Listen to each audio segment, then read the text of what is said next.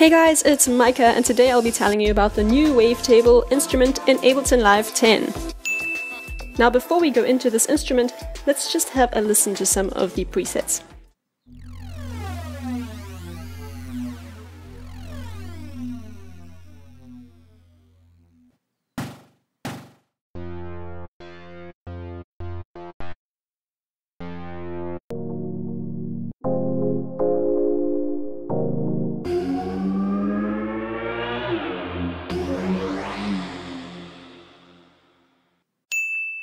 Wavetable is a synthesizer that combines two wavetable-based oscillators, two analog modeled filters, and a powerful yet intuitive modulation system. Wavetable's interface is divided into three main sections: the oscillators, which have their own tab each, the two filters, and the modulation section, which is divided by three tabs. If you want to see more parameters, you can open up by clicking this little triangle. And you can see your oscillators at the top over here. You can see your amps and envelopes down here, so your modulation tabs, as well as your LFOs, and then your modulation matrix, which we'll get to, will be in the bottom over here, and your filters are also still on the left. And then you've also got some global controls on the right. This is a preset that comes with Ableton Live 10. And you can see in the display how the waveform is morphing. Now, Wavetable's oscillators produce sound using a technique called wavetable synthesis. A wavetable is simply an arbitrary collection of short looping samples that are arranged together. Playing a note with the oscillator fixed to just one of these samples would produce a steady tone, but the real power of wavetable synthesis comes by moving between the various samples in the table, like you can see with this yellow line moving between all the different loops, I guess. So let's start with this display. You can choose between your polar display or your more standard wavetable display, where this is kind of your waveform and left to right is time. Now you can also use the mouse and drag the position of your wavetable, or you can use the slider over here. And you can choose between your different wavetables. So you cannot load your own, but they have a lot of different ones to choose from. This drop-down list over here is categorized by type. So let's go filter, and then you've got a whole bunch of different presets in that. So now you've got two oscillators, and you can switch them on and off like this. And you can also choose the shapes.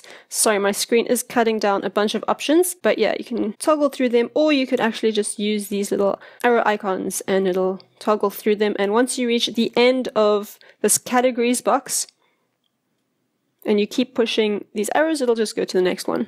And in polar view, you can change the gain of your oscillators as well as the panning using this knob over here.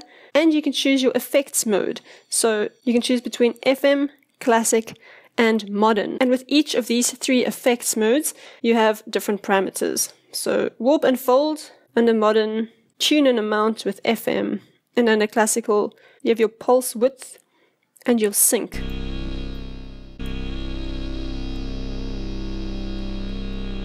You've also got your semitone and your detune controls, which can fine-tune the tuning, but these are relative to your global transpose control on the left over here. You've got your two oscillators, and then with this button on the left, you can toggle your sub-oscillator on or off.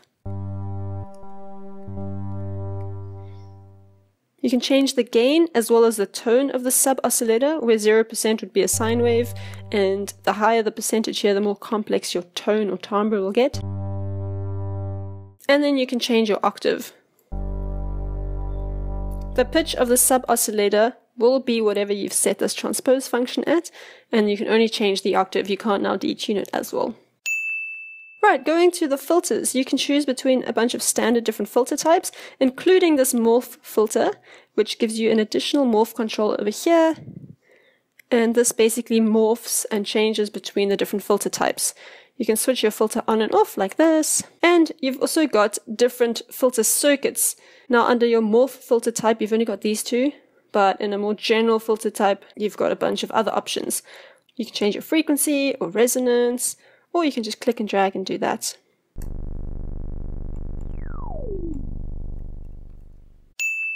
Now let's look at our modulation sources. You've got an amp, these 2 extra envelopes and your LFOs. You can change your slopes, your ADSRs on your amp and your envelopes, and envelope 2 and 3 also have an extra value control. So clicking on these various parameters will allow you to further change the envelope shape, or you can just click and drag in the visual display. You've also got a loop mode over here. You can choose between none, trigger, and loop, and this just determines whether or not the envelope will be looped, and if so, how. You've also got your LFOs. You can choose your different wave types and also change their shapes.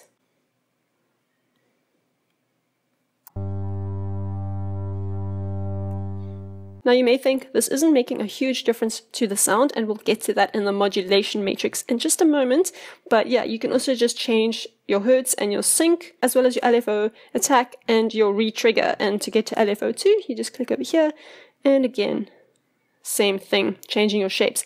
Then we've got your modulation matrix and your MIDI modulation matrix. And what both of these tabs allow you to do is they allow you to take parameters that you find in this wavetable instrument, and you can map it to other parameters in the instrument or even on your MIDI control. So under MIDI control, you've got velocity, note, pitch bend, aftertouch, and your mod wheel. And these are all going down vertically.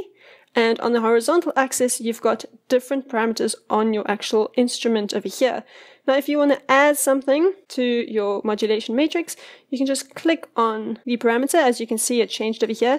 And if I've changed my mind, I can just click on something else and it'll change. But if I actually change a modulation parameter inside here, if I click something else, it won't now change my filter res like I just did. It'll add it to the modulation matrix.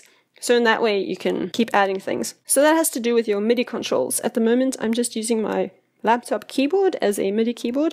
So I don't really have most of these things at my disposal, but you can still use your clip envelopes for your MIDI modulations. And now in this modulation matrix, you can route these parameters to your envelopes. So for instance, if I want my oscillator 1 position to be modulated by my LFO, then I can change that over here.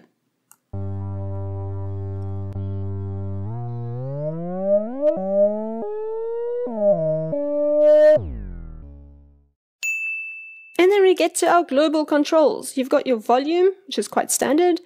You can choose between polyphonic or mono mode. If you're in mono mode, you can also choose your glide.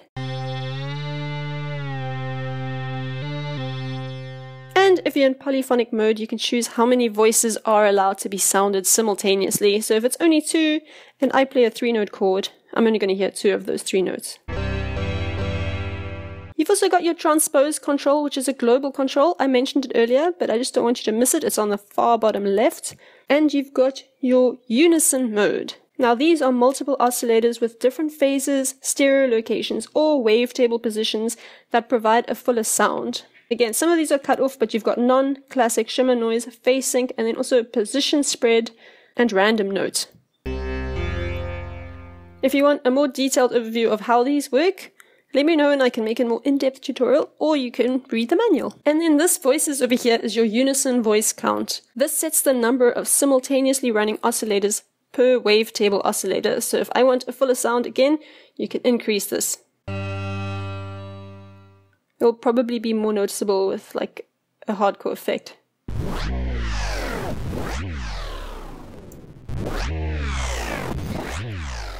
And then your unison amount adjusts the intensity of the unison effect.